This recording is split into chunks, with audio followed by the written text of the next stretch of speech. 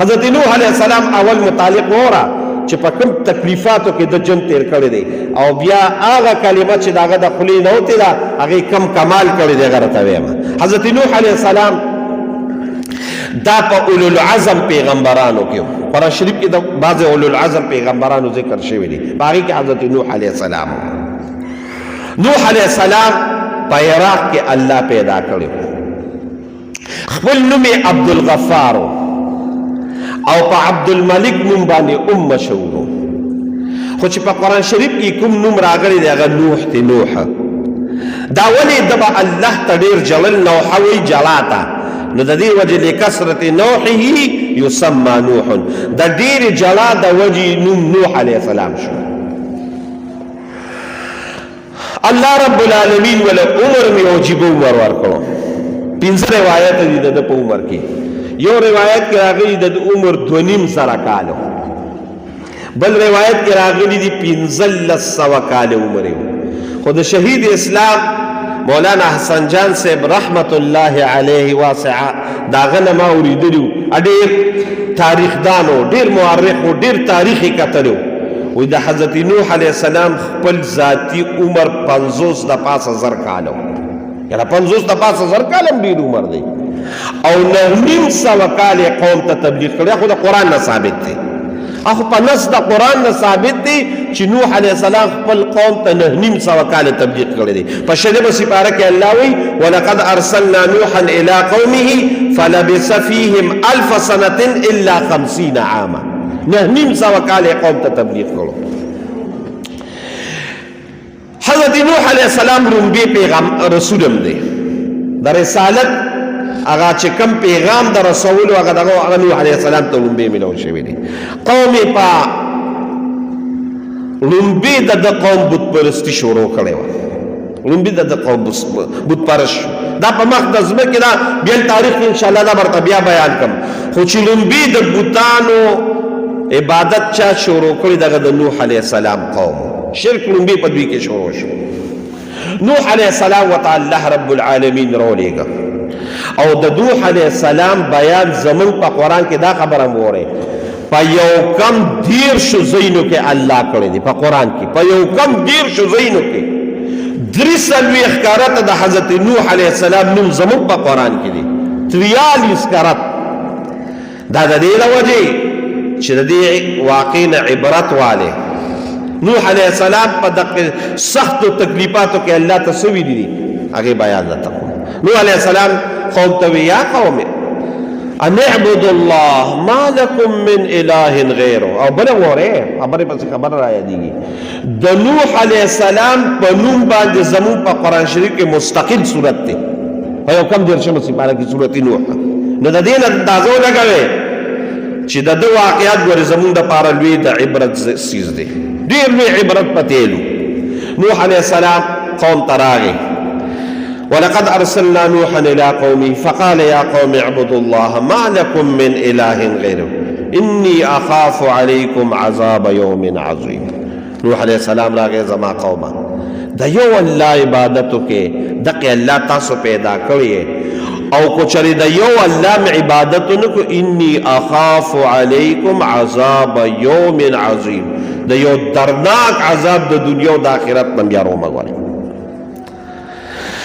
چې دا خبره د نوح علیه السلام کولو نو د جواب سره وو جوابونه خو مختلف دي خدا جواب یې وره دا په 12 سپاره کې ده. قال الملأ من قومه ما نراك الا بشرا مثلنا وما نراك اتبعك الا الذين هم اراذلنا بادي الرأي.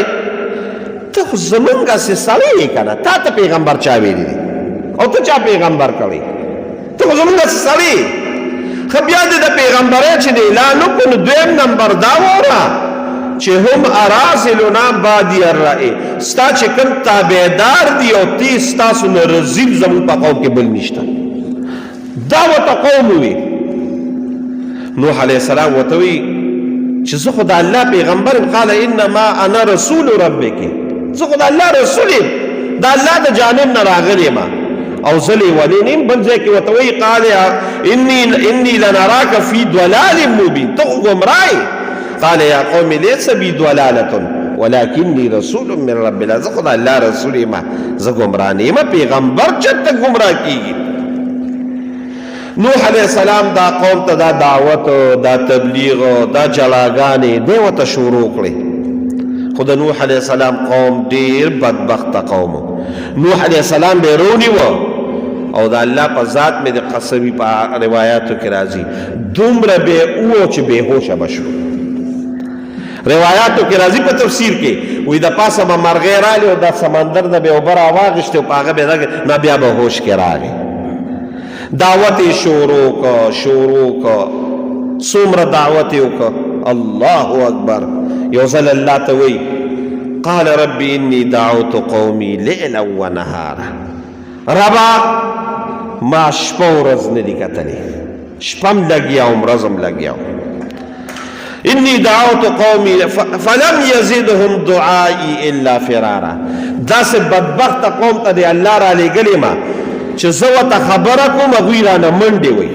فلم یزدهم دعائي الا فرارا وانی کلما دعوتهم لتغفر لهم جعلوا اصابعهم واستغشوا ثيابهم. کله چې ورته دعوت شروع کړم نو د ظالم بچي دي په غوږونو کې ګوتې ورکړي، څادر داسې راواچوي په ځان باندې. فلم یزدهم دعائي الا فرارا وانی کلما دعوتهم لتغفر لهم. الله بخي زما باندې الله مغفرت کوي نو جعلوا غوږونو کې ګوتې ورکړي. واصروا واستكبروا استکبارا، تکبر کی بیا مې څه چلو که الله تا ته پته وه. ثم انی اعلنت لهم واسررت لهم، بیا مې ورته په پټم لګیا شم، پټ پټ دعوتونه مې مچلول، ښکاره ښکاره دعوتونه مې مچلل. یا الله دا خو نه سمیږي. رب العالمین ورته وایي ښه داسې چلو که چې اوس څه چلو کم؟ وی رب لا تذر علی الارض من الکافرین دیارا، خدای په مخ د ځمکې د یو کافر کورم پرېنږدي. الله اکبر. بس الله وی ټیک ته. وی څه چلو کم یا الله؟